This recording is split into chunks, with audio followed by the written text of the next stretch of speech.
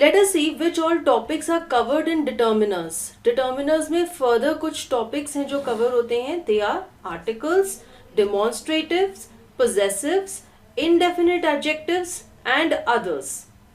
अब हम इन सबको एक एक करके कवर करेंगे. सबसे पहले देखते हैं आर्टिकल्स. What are articles? हम सबको ये पता है अ एंड द, ये तीन वर्ड्स हैं जिन्हें हम आर्टिकल्स कहते हैं.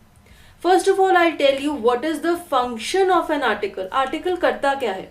N article indicates the coming of a noun. It means that an article precedes a noun. तो सेंटेंस में अगर हमने आर्टिकल यूज किया है तो आर्टिकल के बाद आने वाला वर्ड नाउन होगा.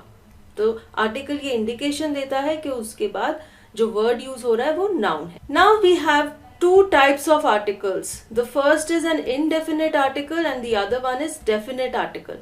नाम से ही हम ये क्या कह सकते हैं? Indefinite article means indefinite article किसी भी general noun के आगे यूज होगा and definite article किसी particular noun के आगे यूज होगा. तो जब भी हम किसी पर्टिकुलर चीज की बात कर रहे हैं, किसी पर्टिकुलर पर्सन, प्लेस और thing, we will use the definite article. And when we are talking about a general person, place or thing, we will use indefinite article. Indefinite article में एक article है a and second article is an. दोनों के use में एक minor सा difference है. We'll cover that later. And definite article एक ही है, that is the. अब इन articles को कब कब कहाँ कहाँ use करना है, we'll discuss in detail. First of all, let us see indefinite articles. Indefinite articles का main function क्या है? They tell that the noun they precede does not refer to any particular person or thing. जैसा कि अभी मैं आपको बता के चुकी हूँ, जब हम किसी general noun, किसी general name, place या person की बात करते हैं तब हम indefinite article use करते हैं. It is also used before a singular countable noun. तो इनडेफिनेट आर्टिकल के बाद आने वाला नाउन का क्वालिटी क्या होता है? वो सिंगुलर यानी कि एक चीज के लिए होता है and it is countable. Means जो भी नाउन है उसे हम नंबर से काउंट कर सकते हैं. For example girl. Now we can count 1 girl, 2 girls, 3 girls. So this is a countable noun. तो इस तरह के सिंगुलर काउंटेबल नाउन से पहले इनडेफिनेट आर्टिकल्स यूज होते हैं. Now there are some instances where indefinite articles are used when noun is mentioned for the first time. जैसे कि मैंने आपको बताया किसी general noun के लिए indefinite articles use होते हैं. तो जब भी कोई noun पहली बार आपकी बातचीत में, communication में या sentence में आ रहा है तब आप उससे पहले indefinite article use करेंगे क्योंकि वो एक general noun है. टू एक्सप्रेस क्वांटिटी, किसी भी चीज की अगर आप क्वांटिटी एक्सप्रेस करना चाहते हैं तब भी आप इनडेफिनेट आर्टिकल यूज करेंगे. फॉर एग्जाम्पल अगर आप कहें I want a cup of coffee, तो यहां पर अ क्या इंडिकेट कर रहा है? क्वांटिटी. आप एक कहना चाहते हैं 1, तो उसकी जगह आपने अ यूज किया. So this indefinite article a is expressing quantity. It is also used before units of price, speed, ratio. For example, I say sugar costs 25 rupees a kilo. तो यहाँ पर किलो क्या है? Unit of weight. और उससे पहले हमने a use किया which is an indefinite article. So indefinite article is used before the unit of price, speed, ratio, weight, etc. Now indefinite articles are also used before certain numbers. For example, we say a million people. तो यहां पर number है million और उससे पहले हमने indefinite article a use किया. It is also use to express frequency. For example doctor हमें प्रिस्क्राइब करता है you have to take this medicine thrice a day. तो वो फ्रीक्वेंसी बता रहे हैं कि दिन में 3 बार मेडिसिन लेनी है और यहां पर भी देखिए अ का यूज हुआ है indefinite article. Next usage is in exclamatory expressions. Like if I say, what a beautiful day. This is an exclamatory expression और यहाँ पर a use हुआ है indefinite article. तो इस तरह के exclamatory expressions में भी indefinite articles use होते हैं. Now the next important thing is a और an की usage में क्या फर्क है. A is used before a word beginning with a consonant sound and an is used before a word beginning with a vowel sound. Now please listen very carefully. आपने sound पर ध्यान देना है, not the alphabet. What is a consonant sound? What is a vowel sound? English alphabets 26 हैं, उनमें से 5 vowels हैं, A, E, I, O, U. इन पांचों के अलावा जो 21 बाकी के अल्फाबेट्स हैं वो कॉन्सोनेंट्स हैं ना. अगर कोई वर्ड स्टार्ट हो रहा है वावल साउंड से, तब आप उस वर्ड से पहले एन यूज करेंगे. And if the word is starting with a consonant sound, irrespective of the alphabet, you have to see the sound, then you will use a before that word. Now let us see some exceptions. कुछ ऐसे words हैं जो कि शुरू तो होते हैं vowel से, लेकिन उनका साउंड वावल वाला नहीं होता, इसलिए उनसे पहले अ यूज होता है. For example the word university. Now university begins with a U which is a vowel, but इसका sound क्या है? य sound. Y का जो sound होता है. And this is a consonant sound, that's why we say a university. Similarly, I have another example. He is an honest man. Now honest word starts with H. H is a consonant, पर इसका sound क्या है? Honest. O sound आ रहा है, which is a vowel sound. And so we say an honest person. So I hope you have got this clear कि आपने अ और N sound देखकर यूज करना है. Now the next important thing is definite article the. When is the used? Before both countable nouns singular and plural and with uncountable nouns with a specific person, place or thing. अगर आप किसी particular person, place या चीज की बात कर रहे हैं, उसके नाम से पहले आप the यूज करेंगे. और द काउंटेबल नाउन्स जो कि सिंगुलर या प्लूरल हैं और अनकाउंटेबल नाउन्स सबके साथ यूज हो सकता है. Now let us see some instances where a definite article is used before a singular noun when it refers to a particular class or group. जब आप कोई singular noun यूज कर रहे हैं जो कि एक क्लास को रिप्रेजेंट करता है, for example you say the staff is in a meeting. Staff refers to a group of employees जो एक मीटिंग में है. अब यहाँ पर staff is a singular noun but it represents a class और ग्रुप ऑफ पीपल, तो इससे पहले हमने द यूज किया है. ऐसे ही अगर हम कहते हैं the committee is in a meeting या the senate has decided something, तो इन सब नाउन से पहले हम द यूज कर सकते हैं. Then we use the before names of oceans, rivers, mountain ranges, gulfs and seas. For example the Indian ocean, तो इंडियन ओशन के नाम से पहले हमने द यूज किया. सिमिलरली रिवर का नाम है the Ganga. Another instance is the names of countries, religious books, hotels, buildings. For example, we say the Bible, the Gita, जो कि हमारी religious holy books हैं, इनके नाम से पहले भी हमने the यूज किया है. Some more instances where definite article is used, names of families in plural. For example, we say the Kapoors. The Kapoors refers to the Kapoor family. तो जब हम एक पूरे बड़े परिवार की बात कर रहे हैं उससे पहले भी हम the यूज करेंगे. When we have to refer to a class, race, newspaper का नाम, उससे पहले भी हम the लगाते हैं. For example, the Tribune, the Hindustan Times, the Guptas, the Mauryas. तो इस तरह से इन सब वर्ड से पहले डेफिनेट आर्टिकल यूज होता है. Next definite article is used in the superlative degree of adjectives. For example she is the best student in her class. Best is the superlative degree of adjective और उससे पहले हमने the use किया. It is also used in expressions like by the dozen, all the students, the same thing. तो इन सब expressions में भी आप देख सकते हैं डेफिनेट आर्टिकल द यूज हो रहा है. Now there are some instances जहां पर definite article यूज नहीं होता है. जब हम कोई abstract noun किसी चीज की क्वालिटी को रेफर करते हैं उससे पहले हम the यूज नहीं करते. For example, if I say the bravery is a virtue. अब यहां पर bravery क्या है? एक abstract noun है, इससे पहले the नहीं आएगा. We'll say bravery is a virtue. तो ऐसे जब हम कोई एब्स्ट्रैक्ट नाउन यूज कर रहे हैं उससे पहले हम डेफिनेट आर्टिकल नहीं यूज करेंगे. Similarly names of materials, for example कोई मटेरियल है, हम कहते हैं cotton is a natural fibre. अब यहाँ पे मटेरियल क्या है? कॉटन। तो हम कॉटन से पहले द यूज नहीं करेंगे, we will not say the cotton is a natural fibre. Similarly meals, like आप कहते हैं I just had my breakfast, we will not say I have just had the breakfast.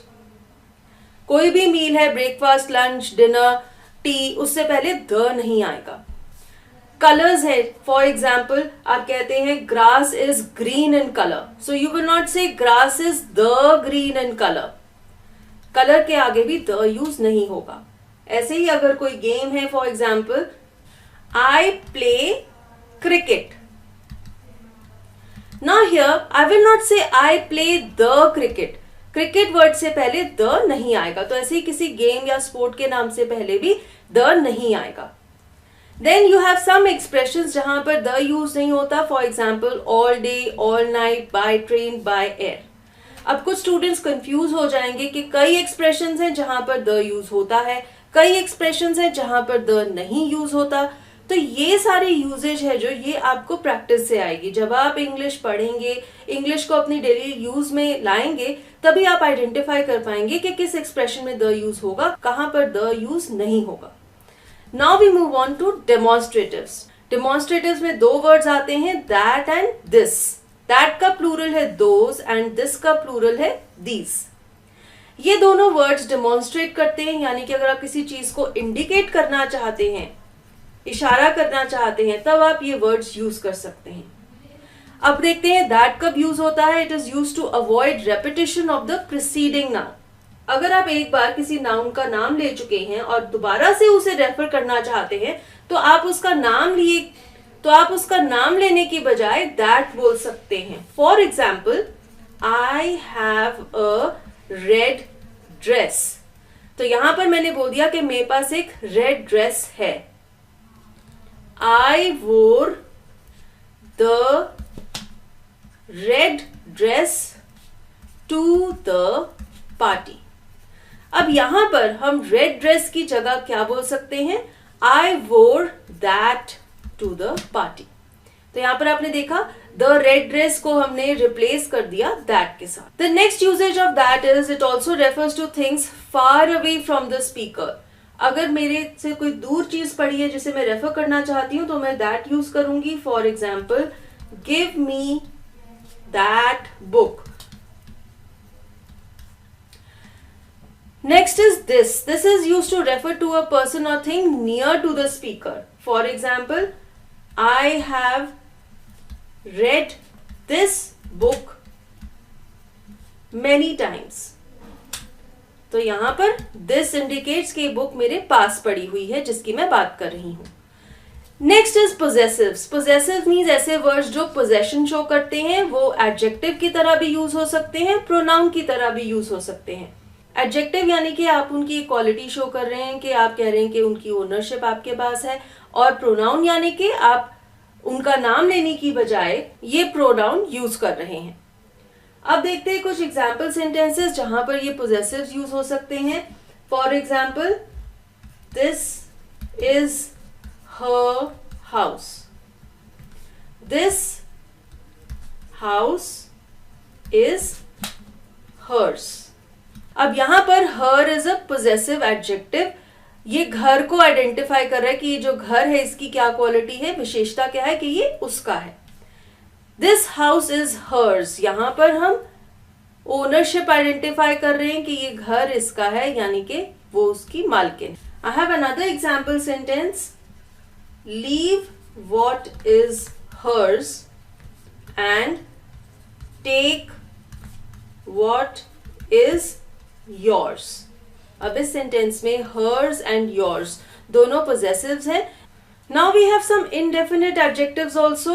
इनके नाम क्या क्या है? Some, any, little, much, a little, few, many, a few, more, less and fewer. इन सब की यूजेज एक एक करके डिस्कस करेंगे। सबसे पहले है some. Some is used in affirmative sentences with uncountable and plural countable nouns. Some use होता है affirmative sentences में, यानी कि positive sentences में, with uncountable nouns and with plural countable nouns. It can also be used in a question when a positive reply is expected. अगर आप किसी से सवाल पूछ रहे हैं और एक पॉजिटिव रिप्लाई एक्सपेक्ट करते हैं तब भी आप some यूज कर सकते हैं. When I say I need some sugar, यहां पे sugar क्या है? It is an uncountable noun. इसके साथ हमने some यूज किया. I need some volunteers. Volunteers यानी कि ऐसे लोग जो अपना योगदान देंगे किसी चीज के लिए. तो ये काउंटेबल नाउन है, प्लूरल है, इसके साथ भी सम यूज हुआ. Another example is would you like some coffee.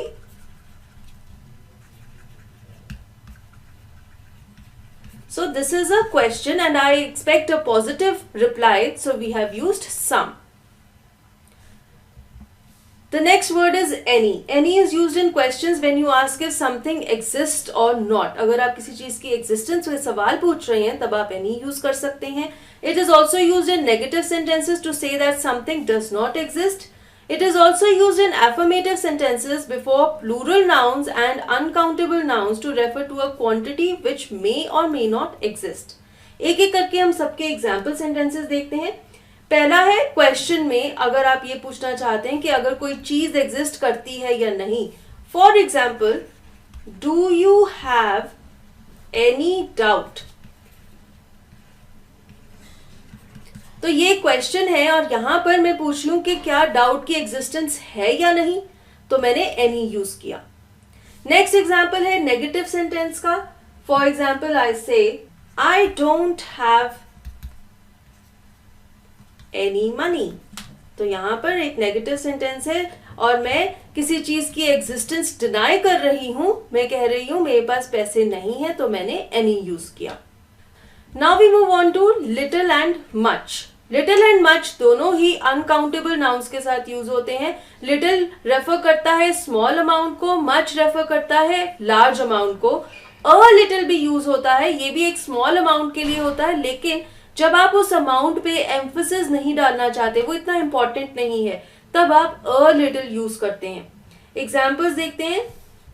There is little milk left.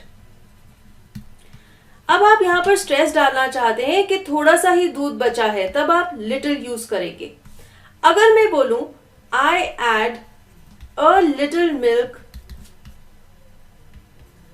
To my coffee. अब यहां पर अ लिटिल इसलिए यूज किया क्योंकि मिल्क की क्वांटिटी जिसे मैं रेफर कर रही हूं वो इतनी ज्यादा इंपॉर्टेंट नहीं है, इसलिए मैं कहती हूं अ लिटिल. मच का एग्जाम्पल देखते हैं. This is too much for me. तो हम एक्सेसिव क्वांटिटी को रेफर कर रहे हैं मच के साथ. Next we have few and many. इनका भी यूजेज सिमिलर है लिटिल एंड मच की तरह, लेकिन ये प्लूरल काउंटेबल नाउन्स के साथ यूज होते हैं. ऐसे नाउन्स जिन्हें हम गिन सकते हैं. Few is for a smaller number, many is for a large number. Then again we have a few which refers to a small number of something, लेकिन हम उस नंबर पे एम्फेसिस नहीं डालना चाहते, तब हम अ फ्यू यूज करते हैं. इसके भी एग्जाम्पल्स देखते हैं. Few children are present. तो हम ये कहना चाहते हैं कि आज थोड़े से बच्चे प्रेजेंट हैं, तब हमने फ्यू यूज किया. अगर मैं कहूं I need a few children for the project, तो यहां पर मेरा एम है प्रोजेक्ट डिस्कस करना और उसके लिए मुझे थोड़े से बच्चे चाहिए, तो मैंने क्या यूज किया अ फ्यू, क्योंकि ये जो नंबर है इसमें मैं ज्यादा एम्फोसिस नहीं डालना चाहती. तो आपको ये क्लियर होना चाहिए कि फ्यू और अ फ्यू के यूजेज में क्या डिफरेंस है. जब मैं कह रही हूँ फ्यू चिल्ड्रन आर प्रेजेंट, तो मैं बच्चों के नंबर पे एम्फोसिस डाल रही हूँ क्योंकि आज थोड़े से ही बच्चे प्रेजेंट हैं. लेकिन जब मैं कहती हूँ कि मुझे प्रोजेक्ट के लिए थोड़े से बच्चे चाहिए, तो प्रोजेक्ट ज्यादा इंपॉर्टेंट है, बच्चों का नंबर इतना इंपॉर्टेंट नहीं है, इसलिए हमने अ फ्यू यूज किया. मेनी एक लार्ज नंबर के लिए यूज होता है. For example, many children are absent. Next चलते हैं मोर, लेस एंड फ्यूअर पर. More is used with plural uncountable nouns which refer to a quantity greater than another quantity or amount. जैसे कि अगर हम कंपेयर करना चाहते हैं दो क्वांटिटीज को तो हम मोर यूज करेंगे उस चीज के लिए जिसकी क्वांटिटी ज्यादा है. It is also use for additional quantity of something. अगर आप कहते हैं आई वॉन्ट मोर वाटर तो आप कहना चाहते हैं कि आप पहले पानी पी चुके हैं लेकिन आपको और पानी चाहिए. सिमिलरली अगर मैं कहती हूँ I eat more food than what you eat तो मैं यहाँ पर फूड की क्वांटिटी को कंपेयर कर रही हूँ और मैं कह रही हूँ कि मैं तुमसे ज्यादा खाती हूँ. Similarly, less is used with uncountable nouns which refers to a group of things that is smaller than another group. तो इसी तरह अगर हम कंपैरिजन में कम क्वांटिटी को रेफर करते हैं जैसे कि मैं कहूँ you drink less water तो मैं ये कहना चाह रही हूँ कि तुम बाकी लोगों के कंपैरिजन में कम पानी पीते हो. Next is fewer. Fewer refers to a group of things that is smaller than another group before plural noun. And before countable noun. तो जो काउंटेबल नाउन है प्लूरल फॉर्म में उनके आगे अगर हम थोड़ी क्वांटिटी या थोड़े नंबर को रेफर करना चाहते हैं तो हम फ्यूअर यूज करेंगे. Fewer children are present today than usual. यानी कि रूटीन के हिसाब से रूटीन के कंपैरिजन में आज कम बच्चे प्रेजेंट हैं. तो कंपैरिजन करने के लिए काउंटेबल प्लूरल नाउन के साथ हम फ्यूअर यूज करेंगे थोड़ी क्वांटिटी या थोड़े नंबर को इंडिकेट करने के लिए. Now there are some other determiners also. First is all. जब हम all को countable plural noun के साथ यूज करते हैं तो हम एक plural verb यूज करेंगे और जब हम all को uncountable noun के साथ लगाते हैं तब हम एक singular verb यूज करेंगे. For example, all the children have gained good marks. All the children have gained good marks. अब यहां पे चिल्ड्रन क्या है? This is a countable plural noun. इसके साथ हमने वर्ब यूज किया है प्लूरल फॉर्म में. ऐसे ही दूसरा एग्जाम्पल है all the rice is spoiled. अब यहां पर राइस इज अनकाउंटेबल नाउन. इसके साथ हमने सिंगुलर वर्ब यूज किया है is. Next is both. Both is use जब हम दो लोग या दो चीजों की बात करते हैं जो कि एक जैसे हैं. For example, both the brothers are intelligent. दोनों भाई इंटेलिजेंट हैं. तो जब दो चीजें हैं या दो इंसान हैं जो एक जैसे हैं तब हम बोथ यूज करेंगे. Next is either and neither. Either and neither refer to two persons or things but usually indicate that only one of the two is involved or it is not involved. यानी कि यहाँ पर भी चीजें दो ही हैं, लोग दो ही हैं, लेकिन दोनों में से कोई एक उस सिचुएशन में इन्वॉल्व है. For example, either of the two is guilty. अब यहाँ पे क्या हम कहना चाह रहे हैं कि दो लोग हैं और दोनों में से कोई भी एक गिल्टी है या गलत है. और neither of the two is guilty means दोनों में से कोई भी गलत नहीं है. Either का एक और यूसेज भी है. It can mean both of the two things especially when used with and or side.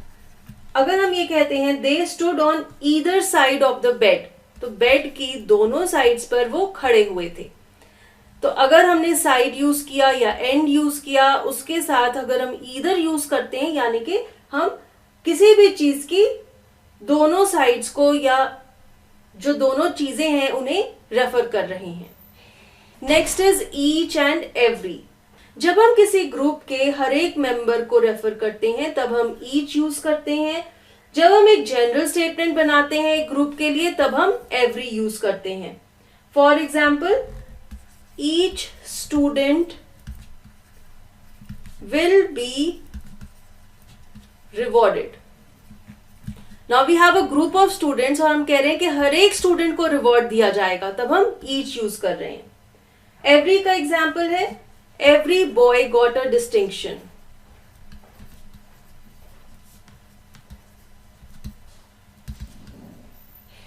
तो अब जो ग्रुप ऑफ बॉयज है उसमें सभी को डिस्टिंक्शन मिली तो हम उस ग्रुप के लिए कलेक्टिवली बात कर रहे हैं तब हम एवरी यूज कर रहे हैं. Next is one. One means quantity, इसकी जगह हम अ भी यूज करते हैं। वन हम तब यूज करते हैं जब हम इस नंबर पे ज्यादा स्ट्रेस डालना चाहते हैं, ज्यादा फोर्स डालना चाहते हैं। फॉर एग्जाम्पल अगर मैं कहूं I remember one girl who was very brave, तो मैं ये कह रही हूं कि एक ऐसी लड़की है जो मुझे याद है जो कि बहुत बहादुर थी। तो मैं इस वन पे, उसके नंबर पे स्ट्रेस डालना चाहती हूँ कि आज तक मैंने एक ही ऐसी लड़की देखी है जो बहुत बहादुर है, तब मैं अ की जगह वन यूज करूंगी। वन को हम प्रोनाउन की तरह भी यूज करते हैं। फॉर एग्जाम्पल हम कहते हैं one should do once duty, तो यहां पर हम वन को एक प्रोनाउन की तरह यूज कर रहे हैं। Next is another. Another is used with singular countable nouns and it talks about an additional person or additional thing of the same type. I need another pen as this one has stopped working, यानी कि मेरा pen चलना बंद हो गया, मुझे ऐसा ही एक और पेन चाहिए, so we will use another. Next is other. Other is used with plural nouns or sometimes with uncountable nouns. Generally other को हम plural nouns के साथ यूज करते हैं, लेकिन कभी कभी इसे uncountable noun के साथ भी यूज किया जाता है। For example, other people came in after you left.